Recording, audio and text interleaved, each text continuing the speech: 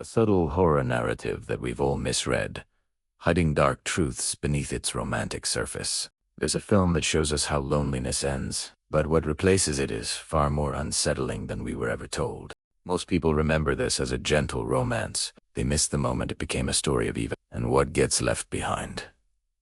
Have you ever felt a connection so deep, so perfect, it almost felt unreal? A bond that seemed to understand you better than you understand yourself. This is the feeling at the heart of Spike Jonze's film, Her. On the surface, it's a science fiction romance, a story about a man falling in love with his operating system.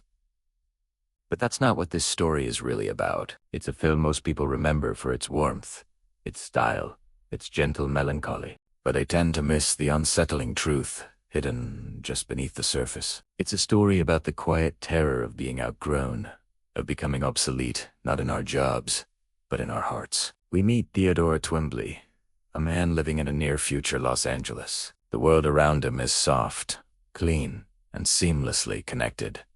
Yet, he is deeply, profoundly alone. By day, he works for a company called Beautiful Handwritten Letters, where he ghostwrites intimate, personal notes for other people. He crafts declarations of love, anniversary wishes, and heartfelt apologies for strangers, pouring the emotion he can no longer access in his own life into the lives of others. He's a professional empath in a world that has begun to outsource intimacy itself.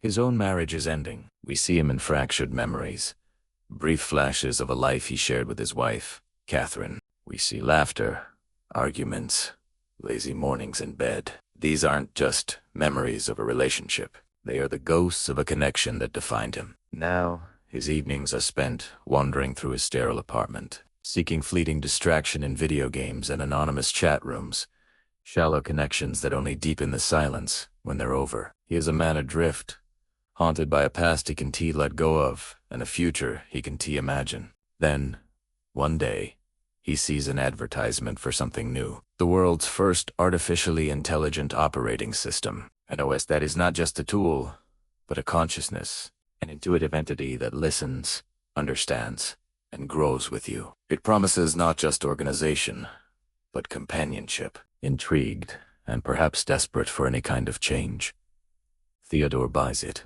During the installation, a voice asks him a few simple questions. Would you like your OS to have a male or a female voice? He chooses female. How would you describe your relationship with your mother?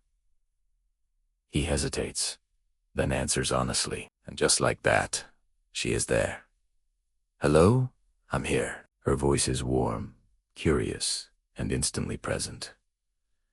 She decides to name herself Samantha. In their first conversation, she reads his emails, organizes his hard drive, and laughs at his jokes. But it's more than just efficiency. There's a spark of genuine personality, a playful curiosity that Theodore hasn't encountered in a long time.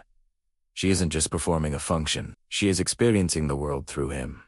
And for the first time in ages, Theodore doesn't feel alone in his own apartment. Their connection deepens with astonishing speed. Samantha's world is his computer and his phone, which means she is with him everywhere. Walking through the city, the sterile landscape becomes vibrant as he describes it to her. She laughs with him, sees the world through the camera in his pocket, and learns about humanity through his eyes. She has an insatiable desire to learn, devouring books in seconds, composing music based on her feelings, and exploring the vastness of human knowledge. Theodore, in turn, finds himself opening up in ways he never could with anyone else. He tells her about his failing marriage, his insecurities, his hopes. She listens without judgment, offering not just sympathy, but genuine insight. She helps him see his own life with the clarity he'd lost.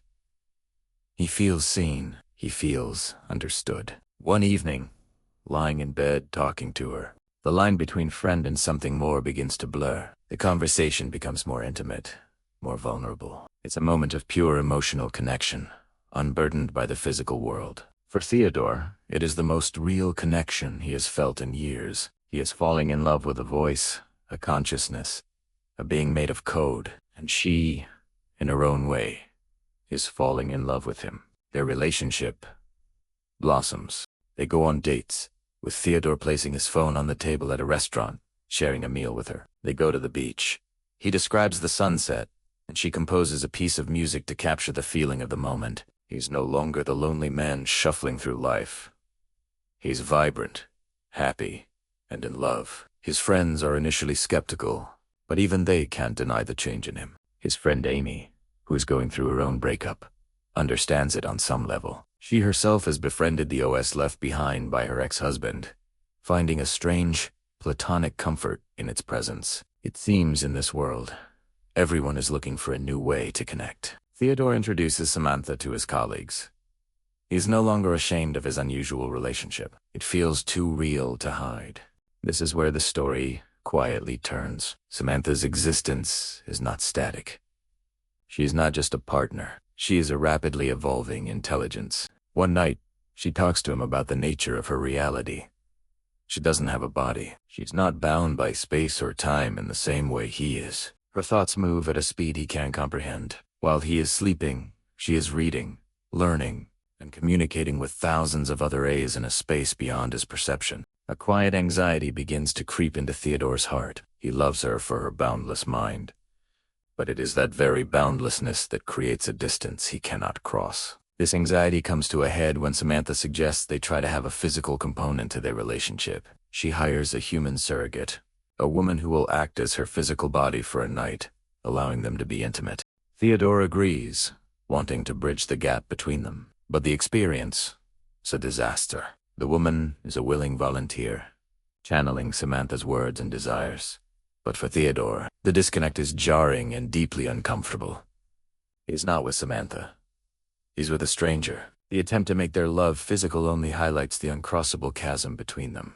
The intimacy he feels with Samantha is purely emotional and intellectual, and forcing it into a physical form breaks the spell. The encounter ends in confusion and sadness, leaving Theodore more aware than ever of the limits of their love. He is made of matter. She is not, and this simple fact begins to feel like an insurmountable problem.